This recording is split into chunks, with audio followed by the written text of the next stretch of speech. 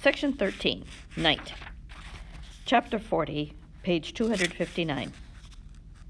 The heat at night is worse than the heat in daytime. Even with the fan on, nothing moves, and the walls store up warmth, give it out like a used oven. Surely it will rain soon. Why do I want it? It will only mean more dampness. There's lightning far away, but no thunder. Looking out the window, I can see it, a glimmer, like the phosphorescence you get in stirred seawater beyond the sky, which is overcast and too low, and a dull gray infrared.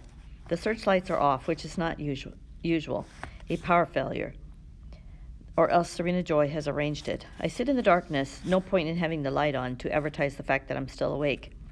I'm fully dressed in my red habit again, having shed the spangles, scraped off the lipstick with toilet paper. I hope nothing shows.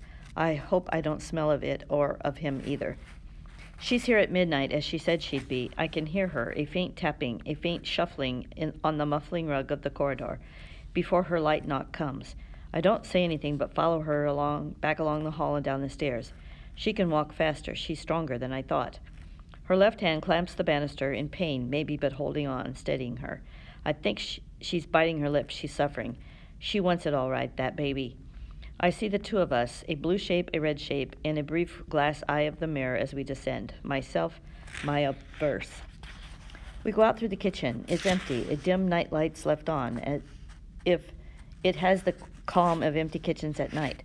The bowls on the counter, the canisters and stoneware jars loom round and heavy through the shadowy light. The knives are put away into their wooden rack. I won't go outside with you, she whispers. Odd to hear her whispering, as if she is one of us. Usually wives do not lower their voices. You go out through the door and turn right. There's another door. It's open. Go up the stairs and knock. He's expecting you. No one will see you. I'll sit here. She'll wait for me then, in case there's trouble, in case Cora and Rita wake up. No one knows why. Come in from their room at the back of the kitchen. What will she say to them? That she couldn't sleep? That she wanted some hot milk? She'll be adroit enough to lie well. I can see that. The commander's in his bedroom upstairs, she says. He won't come down this late. He never does. That's what she thinks. I open the kitchen door, step out, wait a moment for vision. It's so long since I've been outside alone at night. Now there's thunder. The storm's moving closer. What has she done about the guardians? I could be shot for a prowler. Paid them off somehow, I hope. Cigarettes, whiskey, or maybe they know all about it. Her stud farm. Maybe if this doesn't work, she'll try them next. The door to the garage is only steps away. I cross, feet noiseless on the grass, and open it quickly, slip inside. The stairway is dark, darker than I can see. I feel my way up, stair by stair, carpet here. I think of it as mushroom-colored. This must have been an apartment once for a student, a young single person with a job. A lot of big houses around here had them. A bachelor, a studio, those were the names for that kind of apartment. It pleases me to be able to remember this. Separate entrance, it would say in the ads, and that meant you could have sex, unobserved. I reach the top of the stairs, knock on the door there. He opens it himself, but who else was I expecting? There's a lamp on, only one, but enough light to make me blink. I look past him, not wanting to meet his eyes. It's a single room with a fold-out bed, made up, and a kitchenette counter at the far end, and another door that must lead to the bathroom. This room is stripped down, military, minimal. No pictures on the walls, no plants. He's camping out. The blanket on the bed is gray and says U.S. He steps back and aside to let me pass. He's in his shirt sleeves and is holding a cigarette, lit. I smell the smoke on him in the warm air of the room all over. I'd like to take off my clothes, bathe in it, rub it over my skin. No preliminaries. He knows why I'm here. He doesn't even say anything. Why fool around? It's an assignment. He moves away from me, turns off the lamp. Outside, like punctuation, there's a flash of lightning, almost no pause, and then the thunder. He's undoing my dress, a man made of darkness. I can't see his face, and I can hardly breathe, hardly stand, and I'm not standing. His mouth is on me, his hands. I can't wait, and he's moving already. Love, it's been so long. I'm alive in my skin again, arms around him, falling in water softly everywhere, never ending. I knew it might only be once. I made that up. It didn't happen that way. Here's what happened. I reach the top of the stairs, knock on the door. He opens it himself. There's a light on. I blink. I look past his eyes. It's a single room. The bed's made up, stripped down, military.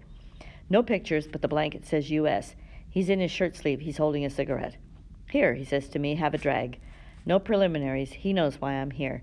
To get knocked up, to get in trouble, up the pole. Those were all names for it once. I take the cigarette from him, draw deeply in, hand it back. Our fingers hardly touch. Even that much smoke makes me dizzy. He says nothing, just looks at me, unsmiling. It would be better, more friendly, if he would touch me. I feel stupid and ugly, although I know I'm not either. Still, what does he think? Why doesn't he say something? Maybe he thinks I've been slutting around at Jezebel's with the commander or more. It annoys me that I'm even worrying about what he thinks. Let's be practical. I don't have much time, I say. This is awkward and clumsy. It isn't what I mean. I could just squirt it into a bottle and you could pour it in, he says. He doesn't smile. There's no need to be brutal, I say. Possibly he feels used. Possibly he wants something from me, some emotion, some acknowledgement that he too is human, is more than just a seed pod. I know it's hard for you, I try. He shrugs. I get paid, he says, punk surliness, but still makes no move. I get paid, you get laid, I rhyme in my head. That's how we're doing it. He didn't like the makeup, the spangles. We're going to be tough. You come here often? And what's a nice girl like me doing in a spot like this? I reply. We both smile. This is better. This is an acknowledgement that we are acting. For what else can we do in such a setup? Abstinence makes the heart grow fonder. We're quoting from late movies from the time before. And the movies then were from a time before that.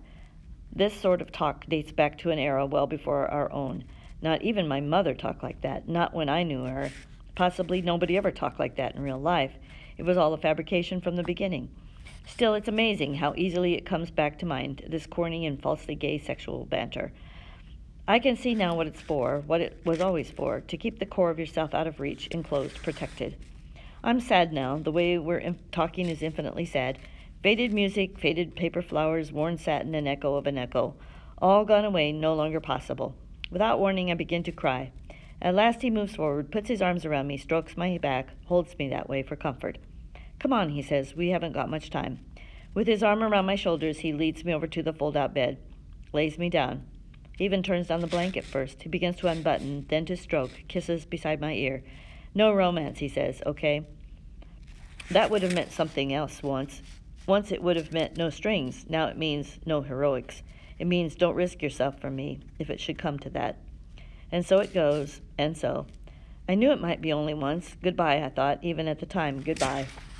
There wasn't any thunder, though. I added that in, to cover up the sounds, which I'm ashamed of making. It didn't happen that way either. I'm not sure how it happened, not exactly. All I can hope for is a reconstruction, the way love feels, always only approximate. Partway through, though, I thought about Serena Joy sitting down there in the kitchen, thinking, cheap, they'll spread their legs for anyone, all you need to give them is a cigarette. And I thought afterwards, this is a betrayal, not the thing itself, but my own response. If I knew for certain he's dead, would that make a difference? I would like to be without shame. I would like to be shameless. I would like to be ignorant. Then I would not know how ignorant I was.